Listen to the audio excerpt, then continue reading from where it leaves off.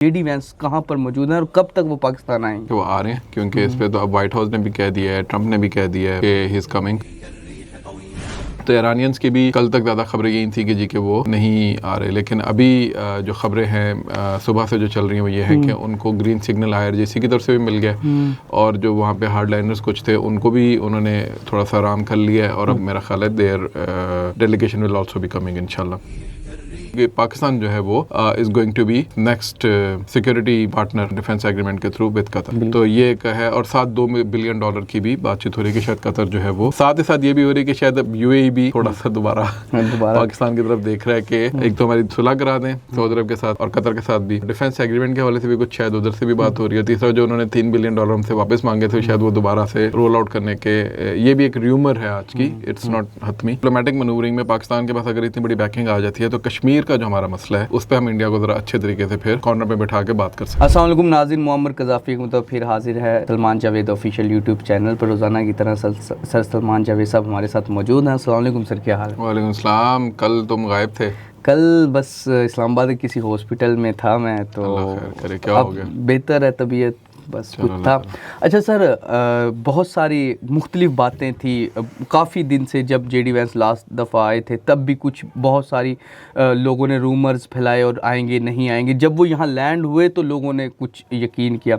अब इस दफ़ा भी यही चीज़ें हो रही हैं। एक तरफ डोनाल्ड ट्रंप कल रात कहता है कि वो जेडी वैंस यहाँ से निकल चुके हैं, बहुत सारी खबरें चल रही हैं।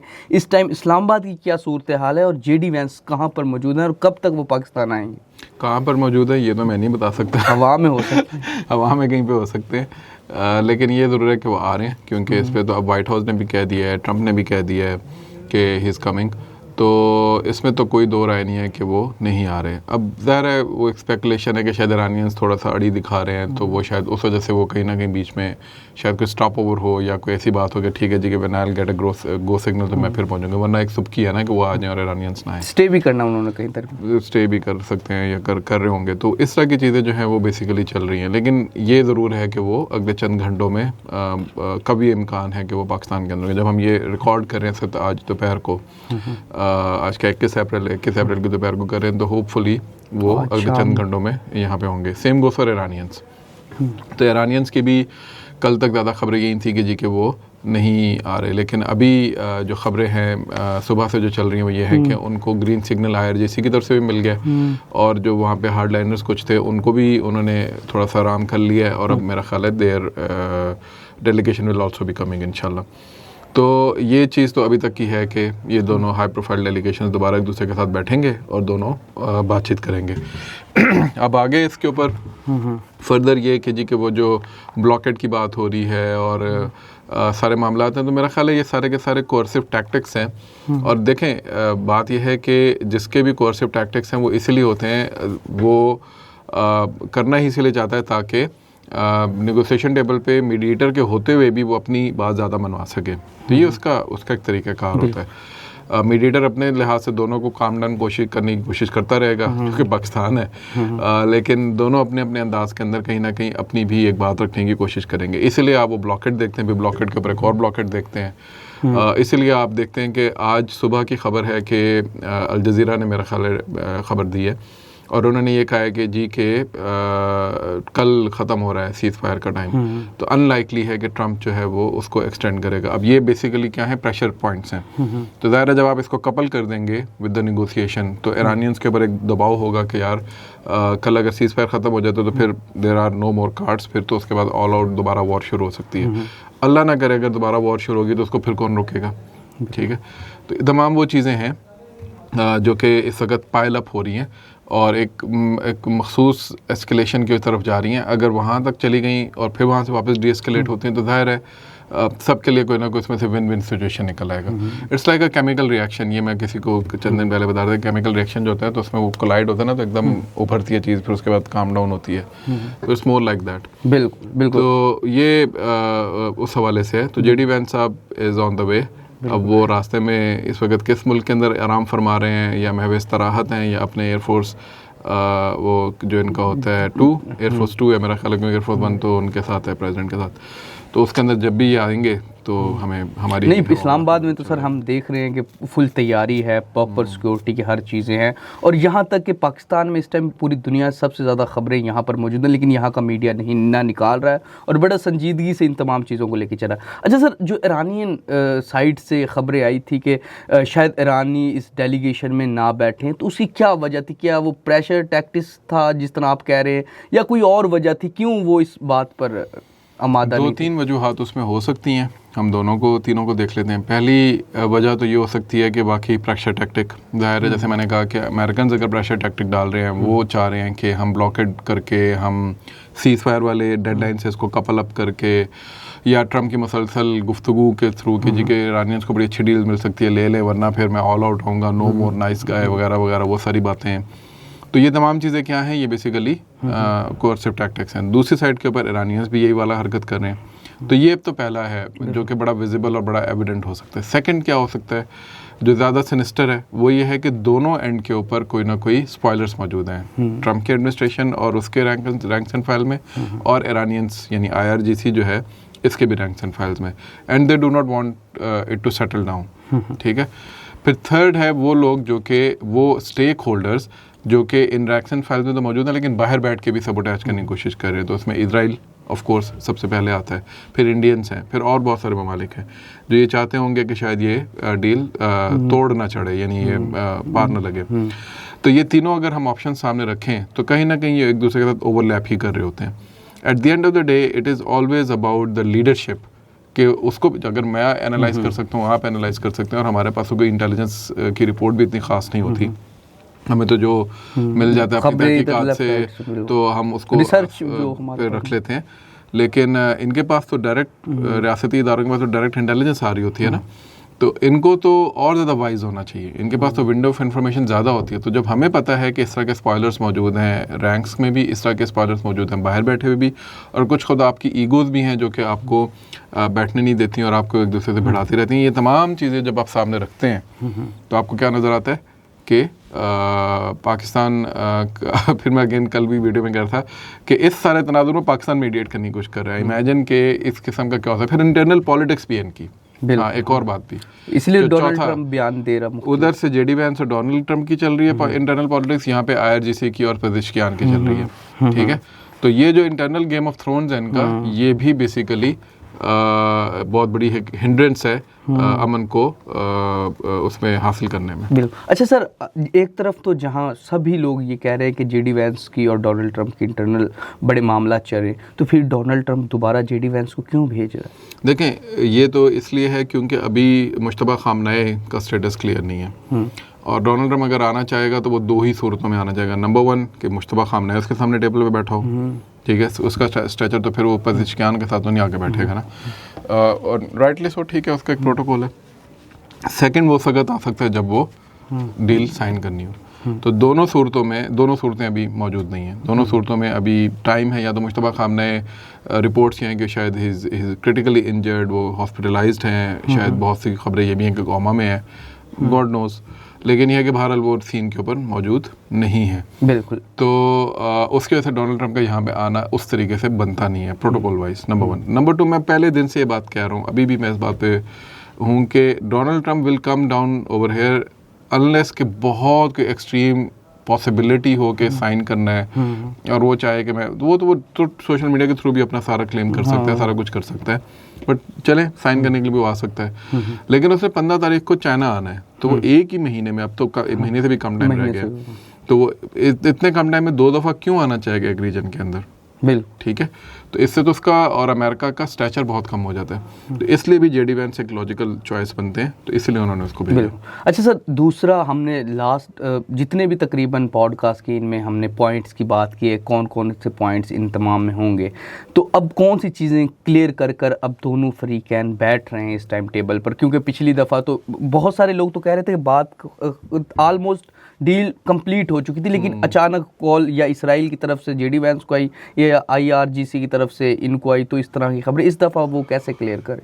देखें, वो न्यूक्लियर है लास्ट अब जो चीज़ रह गई, क्योंकि सैंक्शंस पे भी बात होगी ऑलमोस्ट, आपके प्रॉक्सीज वाले मसले के ऊपर भी, वो लबनान वाला इशू भी, उसके बाद फिर आपका समवट जो स्ट्रेट ऑफ हॉर्मुज़ है उसको ब्लॉकेड अनब्लॉकेड चल रहा है, लेकिन ये भी ज़ाहिर है व्हेन यू सिट डाउन तो डिप्लोमेसी एक ऐसी चीज़ होती है, घंटे के घंटे चीज़ें चेंज हो रही थी, यू नेवर नो कि अगले घंटे में आ जाएगी स्ट्रेट ऑफ हॉर्मुज़ खुल गई है।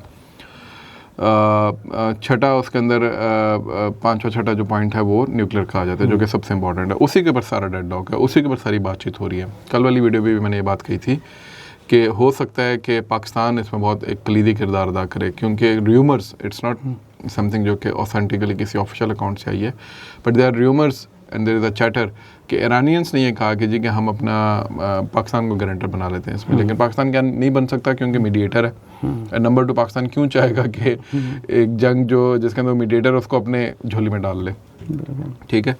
तो Iranians are smart about it, वो रशियंस को नहीं देना चाह रहे, वो चाइनीज़ को नहीं देना चाह रहे, क्योंकि उस पर अमेरिकन भी नहीं राज़ी होंगे। तो कहीं ना कहीं बीच में कोई इनको ऐसा रास्ता निकालना पड़ेगा दोनों साइड से जहाँ पे ये यूरेनियम, अफसोदा यूरेनियम जो है इसका मसला इनका हल हो जाए। उसी पे मेरा ख्याल है फाइनल डिस्कशन हुई। बाकी तो सारी मैंने पहले भी कहा हैवी लिफ्टिंग हुई है, वो तो पहली टॉक्स में हो, बल्कि टॉक्स से भी पहले होगी हुई थी, ठीक है। टॉक्स में तो आके उन्होंने फाइनल कुछ चीज़ें डिस्कस करनी थी, उसमें से भी फिर बाकी चीज़ें इन्होंने निकाल दी, सिर्फ ये यूरेनियम वाला मसला फंस गया, तो उसके ऊपर भी ये लोग फाइनल कर लेंगे कुछ ना। बिल्कुल। अच्छा सर, दूसरी जानिब पाकिस्तान के कुछ मुआहदे हुए थे, जिनमें सूडान के मुआहदे के हवाले, जहाँ मिलिट्री इक्विपमेंट पाकिस्तान ने सेल करना था, उसके हवाले से बड़ी खबरें, रूमर्स गर्दिश कर रहे हैं, असल हकीकत क्या है? राइटर्स ने कल ये खबर दी थी, लेकिन इसमें सादा सा सवाल है, ये खबरें उस वक्त चली थी जिस वक्त हमारे चीफ ने दौरा किया था सूडान का, तो उस वक्त ये खबरें चली थी कि शायद पाकिस्तान का कोई डील वाला सीन हो रहा है। पता नहीं सूडान का था, शायद मैं गलत करूँ, या लिबिया का था, बहरहाल कोई दौरा किया था उन्होंने। लेकिन एक ऐसी चीज़ जिसकी ना उस वक्त कोई ऑफिशियल कंफर्मेशन थी या कोई ऑफिशियल बयान था, कोई आईएसपीआर की तरफ से बयान नहीं आया, कोई मिनिस्टर डिफेंस से बयान नहीं आया, कोई मिनिस्टर इंफॉर्मेशन से बयान नहीं आया, ना फॉरेन ऑफिस से बयान आया, यही 4 आपके ऑफिशियल होते हैं ना किसी प्रॉपर सहाफ़ी ने आज तक उसके ऊपर कोई बातचीत की है, ठीक है। तो एक ऐसी डील जो है ही नहीं, वो ख़त्म कैसे हो सकती है? बिल्कुल, ठीक है। तो it's more of a rumour of course, और ये इसलिए क्योंकि वो जो पूरा इस वक्त तनाजुर चल रहा है, बन रहा है, बिगड़ रहा है, उसमें ज़ाहिर है पाकिस्तान इस वक्त एक प्लेयर है मिडल ईस्ट के अंदर और मीना के रीजन में, तो इसलिए अब पाकिस्तान इस तरह की जितनी भी खबरें उधर चलेंगी उसमें कहीं ना कहीं आमने सामने उसका टाकरा होगा। बिल्कुल। तो ये आई थिंक इसको अभी हमें उसी तनाजुर में लेना चाहिए, अनलेस के कोई ऑफिशियल क्लैरिफिकेशन इसके ऊपर या सूडान से, या चलो सऊदी अरब और पाकिस्तान की बात करें, सूडान कर सकता है, ठीक है, कि हाँ भाई इन्होंने हमारी डील ऑफ कर दी है, सूडान से भी नहीं आ रही, तो इसके अंदर there was no deal, it was just and probably कोई आइडिया डिस्कस हुआ होगा, सोचा होगा कि ये हो सकता है, पॉसिबिलिटी कर सकते, कोई एक चैटर हुआ होगा, बट कोई इसके ऊपर हतमी डील या कोई बात ही नहीं हुई। तो तीनों तरफ से देखो ना, खामोशी है। चलो सऊदी अरब के कहने पे अगर पाकिस्तान पीछे हट गया तो सूडान का नुकसान हो रहा है, तो सूडान बोल दे, तो इसके अंदर में कोई ऑफिशियल डॉक्यूमेंट ही नहीं है, कोई बात ही नहीं है, तो वो बोलेंगे भी नहीं, ठीक है। तो एक ऐसी चीज़ जिसका कोई ऑफिशियल कंफर्मेशन ही नहीं है, उस पर क्या आपने डील करनी है? बिल्कुल। अच्छा सर, दूसरा, जहाँ इंटरनेशनल ये तमाम मामला चल रहे हैं, इस पूरी एक जंग की सूरत हाल बनी हुई है, वहाँ हमारा एक पड़ोसी जिसकी हम बात लाजमी करते हैं हर पॉडकास्ट में, अभी भी जब ये एक तो लास्ट वहाँ जो गिरफ्तारी हुई थी मुल्ला मोहतसम आगा जान की, उससे बाद अभी आज की कल की खबरें हैं कि नमरोज़ में कुछ अटैक्स हुए हैं, वहाँ कोई कमांडर मारा गया, असल हकीकत क्या है? कल ये खबरें आ रही थी कि निमरोज़ के अंदर ड्रोन्स जो हैं वो फ्लाई कर रहे हैं, और वहाँ पे वो एंटी एयरक्राफ्ट गन्स के थ्रू और वैसे बाकी थोड़े जो भी उनके पास वेपनरी है उसके थ्रू उनको शूट डाउन करने की कुछ करने, वो नहीं हुए उनसे। सुबह ये खबरें आई जी के कमांडर साहब हैं, उन कमांडर साहब को प्रिसाइसली ड्रोन ने हिट किया और उनकी छत के ऊपर जो है वो सुराख हुआ है और ड्राइवर बच गया और उसको उन्होंने जाके हिट किया है। तो ये तो बड़ा निंजा स्टाइल कोई ड्रोन है जिसने इस तरह, और ये है कैपेबिलिटीज, ऐसा नहीं है, लेकिन जिस तरह का सुराख है और जो चीज़ें वो ड्रोन हिट नहीं है। तो वो अगर आप देखें तो वो सुराख जो है ना अंदर की जाने के वजह वो बाहर की तरफ खुला हुआ है, इसका अंदर फायर अंदर से हुआ। तो वो ये हुआ है, हमने खबर पता की कि वो कमांडर साहब थे, उनको कोई इंटरनल डिस्प्यूट था और उस इंटरनल डिस्प्यूट में किसी ने उनको मारा आके, तो वो इससे पहले कि वो उनके हाथ में कोई गनशन थी तो वो गन ट्रिगर हुई है, तो उससे वो फायर ऊपर की जाने में गया और वो सारा ड्राइवर बच गया। तो अगर ड्रोन हिट करता तो ड्राइवर का भी नुकसान होता, गाड़ी का भी ठीक ठाक नहीं, वो सिर्फ एक छोटा सा वो क्या खंजर था जो अंदर आके उसको जाके लग गया। जो इस तरह की प्रिसाइज ड्रोन स्ट्राइक है जो कि इस तरह की अभी तक हुई है वो एमएनएस जवारी की हुई थी, ठीक है, जिसमें आसपास के कोई कोलैटरल डैमेज नहीं हुआ, प्रिसाइसली उन्होंने जाके एमएनएस जवारी को हिट किया था। उसमें भी आसपास जो मटेरियल डैमेज था फिर भी हुआ था, ठीक है। तो इसका मतलब ये है कि ड्रोन ठीक है प्रिसीजन के साथ हिट कर सकता है लेकिन उसमें मटेरियल डैमेज बहरहाल होता है। और दूसरा ये कि ये वही बात है कि जब आप छोटे छोटे वो इन्वेस्टिगेशंस पे जाते हैं ना तो आप देखते हैं कि भाई छोटे छोटे मामला के हैं तो उसमें आप वो जो सुराख है गाड़ी की छत का वो ऊपर की जानिब खुला हुआ है, अंदर की जानिब नहीं खुला हुआ। तो ये अंदर से ही कोई अंदर से फायर ऊपर की तरफ हुआ है। तो खैर वो ग्राउंड सोर्सेज में बता दिया। फिर वो कमांडर साहब कौन है उस पर तालिबान ने अभी तक कोई बात नहीं की। उनको ले गए थे उनकी मैयत को, तो वो खुल जाएगा 1-2 दिन में कि कौन से कमांडर साहब थे और उनका इंटरनल डिस्प्यूट था। तो ये निमरोज के क्या कोई बड़े कमांडर थे, क्या थे असल, ये है क्या थे? मेरा ख्याल है ये कोई मिडिल टीयर के कमांडर थे और उनका इंटरनल डिस्प्यूट था। और निमरोज और इसके इलाके के अंदर बेसिकली अलकायदा और इनकी मूवमेंट्स बहुत ज़्यादा होती हैं, टीटीपी की और इनकी, तो शायद उसको सर्वेल करने के लिए, उसका डाटा इकट्ठा करने के लिए अमेरिकन ड्रोन्स जो हैं वो वहाँ पे गर्दिश कर रहे होते हैं। लेकिन बहुत से लोग कहते हैं शायद पाकिस्तानी ड्रोन्स भी हैं जो कि इकट्ठा कर रहे होते हैं डाटा। तो वो ड्रोन्स उधर फ्लाई कर रहे थे और लोगों ने क्योंकि कल ड्रोन्स की बहुत ज़्यादा आवाज़ें थी और फायरिंग शायरिंग हो रही, तो लोगों ने कहा शायद ये कमांडर साहब भी उसी चक्कर में मारे, किसी ने अपना स्कोर सेटल कर लिया ना और डाल ड्रोन्स का बद दिया। बिल्कुल बिल्कुल इस तरह होता है, इस तरह की चीज़ों। अच्छा सर, दूसरा जो हम ग़ज़वुल हक़ की भी बात कर लें, उसका क्या अब ओवरऑल इस टाइम सूरत हाल है, जहाँ हम तो इंटरनेशनल मीडिएशन इस्लामाबाद बहुत ज़्यादा बिजी है इस टाइम इस पूरी सिचुएशन में, तो उस पर क्या मामला हैं हमारे? ग़ज़वुल हक़ का अभी जैसे मैंने लास्ट वीडियो में भी कहा था कि वो तो कंटिन्यूस है। अभी जस्ट ये है कि हम लोग we are more focused on Iran US talks, तो उस वजह से शायद मीडिया के अंदर उस तरह नहीं आ रहा, वरना पाकिस्तान हर दूसरे तीसरे दिन जो है कोई ना कोई कार्रवाई कर रहा होता है, उधर से इन्फिल्ट्रेशन होने की कोशिश होती है, यहाँ से हम उसको हिट बैक करते हैं। तो सर ये जो मुज़ाकरात हुए थे उर्मची के अंदर, वो तो मैंने पहले भी हमने वीडियो में डिस्कस किया, वो तो अब एक स्टॉलिंग फेज़ है ना। अच्छा, ये तालिबान की हमेशा से स्ट्रेटजी रही है कि ये बातचीत शुरू करते हैं, उधर से अटैक शुरू करवा देते हैं और स्टॉल करने की कोशिश करते हैं चीज़ों को। तो मेरा ख्याल है पाकिस्तान ने इसीलिए ग़ज़वुल हक़ को ये कहा है कि जी हम जारी रखेंगे, तुम बातचीत करते रहो, हम इधर से अपना ऑपरेशन जारी रखेंगे। फिर 5-6 ये हमने कल भी बात की, 5-6 पिछले 2 हफ्ते में वो अफ़गान जो हैं वो पकड़े गए हैं, मारे गए हैं इन्फिल्ट्रेट करते हुए या हमारे बॉर्डर के आसपास। तो इसका क्या मतलब है कि स्टिल रिक्रूटमेंट हो रही है आपकी साइड के ऊपर, तो अपने अंदर का आप खाता अगर नहीं क्लोज करेंगे तो इधर से जारी रहेगा, सिंपल। बिल्कुल। अच्छा सर, सऊदी अरब के हवाले से जब हमें बड़ी खुशखबरी मिली, उससे बाद कतर में भी हमारे वज़ीर आज़म का दौरा हुआ था, उस दौरे में भी हम सुन रहे थे कि कोई ख़बर आने वाली, लेकिन उस टाइम नहीं आई। तो अभी कोई कतर की जानिब से ख़बरें आ रही, क्या ख़बरें हैं? और आज सुबह पहले तो ये कि वो जो $3 बिलियन आना था सऊदी अरब से, उसमें से 2 बिलियन आया था, तो आज सुबह 1 बिलियन वो भी आ गया, ठीक है। सुबह की खबर है या कल शाम की खबर है, लेकिन आज सुबह मीडिया के ऊपर आना शुरू हुई है, तो 3 बिलियन तो वो पूरा हो गया। उसके अलावा कतर से ये आना शुरू हो रही है कि डिफेंस एग्रीमेंट हमारा कोई एक तारीखी मुआहदा कतर से भी होने जा रहा है, लाइक डिफेंस जिसका हमने सऊदी अरब के साथ किया है। अब इस पर ऑलरेडी बातचीत भी हो रही थी, स्पेकुलेशंस भी थी इसके ऊपर। आपको याद होगा जब इसहाक डार साहब गए थे गज़ा पीस बोर्ड ऑफ पीस और वो सारा, उस वक्त भी काफ़ी डिस्कशन हुई थी। फिर ये ईरान इराक वॉर के तनाजुर में भी जब कतर के ऊपर अटैक्स हुए हैं तो उसमें भी ये काफ़ी बातचीत हुई थी कि अमेरिकन के उधर होने का उनको कोई फ़ायदा नहीं, तो दे नीड समवन जो कि उनको वहाँ पे एक security umbrella, net security provider के तौर पे वहाँ पे बैठ सके। तो पाकिस्तान ने चूँकि अपना आप मनवाया है ड्यूरिंग दिस माशाल्लाह 2025 और 26 दोनों, और ये अभी स्पेशली जब 13,000 बंदा आपने उधर भेजा, अपने कैडेट्स भेजे हैं, तो ज़ाहिर है कतर ने देखा होगा ना कि यार ये तो वाकई मतलब प्रैक्टिकली आपके साथ आके खड़े होते हैं। तो उस पर अब बहुत स्ट्रॉन्ग र्यूमर्स सुबह से चल रही हैं, ख़बरें आ रही हैं। अब उसमें हतमी ज़ाहिर बात कुछ अर्से बाद ही शायद सामने आएगी, और प्रॉब्ली वो भी इस डील से ही जुड़ी हुई है जो ये ईरान अमेरिका की डील होनी है। तो उसके बाद शायद ये खुलेगी कि पाकिस्तान जो है वो is going to be the next security partner defence agreement के थ्रू विद कतर।